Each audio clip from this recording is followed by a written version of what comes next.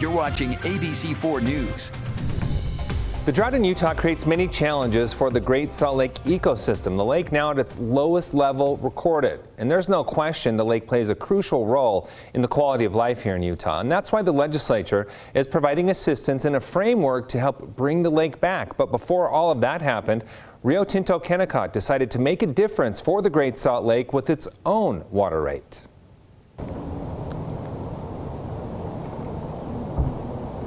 We use the water in multiple ways. For this portion, we use the water, it sends all the way out to Magna. So we're at the North Jordan diversion, and right here is where we can send water out to Kennecott's operations through the North Jordan Canal, or the water can bypass and go down the Jordan River. You are looking at where water from Rio Tinto Kennecott begins its journey to the Great Salt Lake. Specifically, the water is first sent from here to the Farmington Bay Waterfowl Management Area. Then it makes its way into the lake. Great Salt Lake is dynamic. If you look at the last 150 years, it has been on this declining trend in the recent decades due to drought, climate change, and then a growing population here along the Wasatch Front.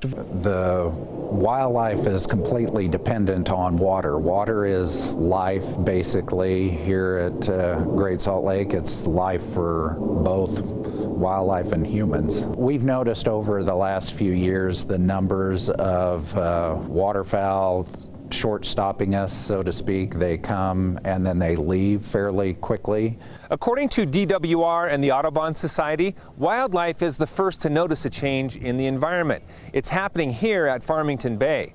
This area has been in need of more water for the last couple of years.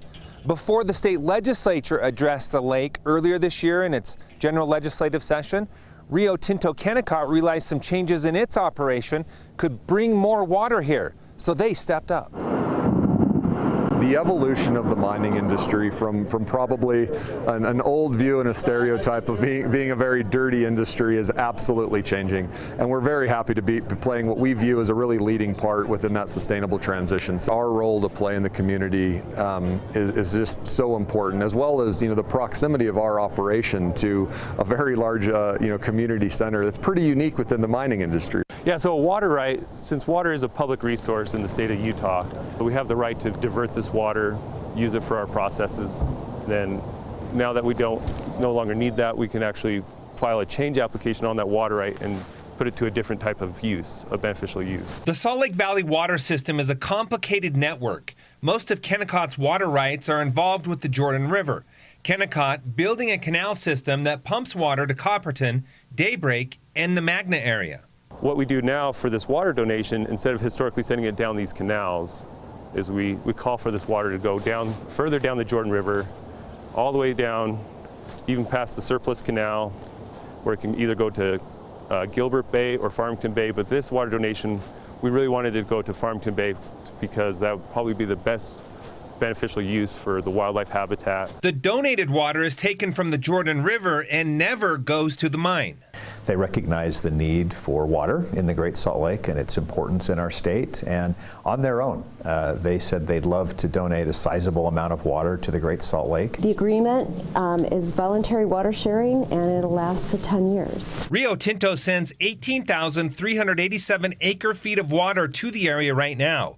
1 acre-foot is equal to 325,851 gallons, or enough to cover about the size of a football field in 1 foot of water. Even with the water donation of that size, Kennecott cannot save the lake by itself. There is no silver bullet, which is true. There is no one lever that you can pull that will fix the situation with the Great Salt Lakes. It is going to take all of us working together, coming up with innovative ways to make sure we have water in the right places at the right time of the year. The Great Salt Lake and the issues around the Great Salt Lake is going to take a lot of work and some difficult changes, but we just want to make sure that we can be a partner in that. Rio Tinto was the first. We obviously need more. Now, since the water donation of Rio Tinto Kennecott, the state legislature, led by Speaker Brad Wilson, passed a bill to establish a trust managed by the Audubon Society and the Nature Conservancy to find more water from other rights holders to follow Rio Tinto's example and send more of that water to the lake. You can find more information and links on how to get involved at abc4.com.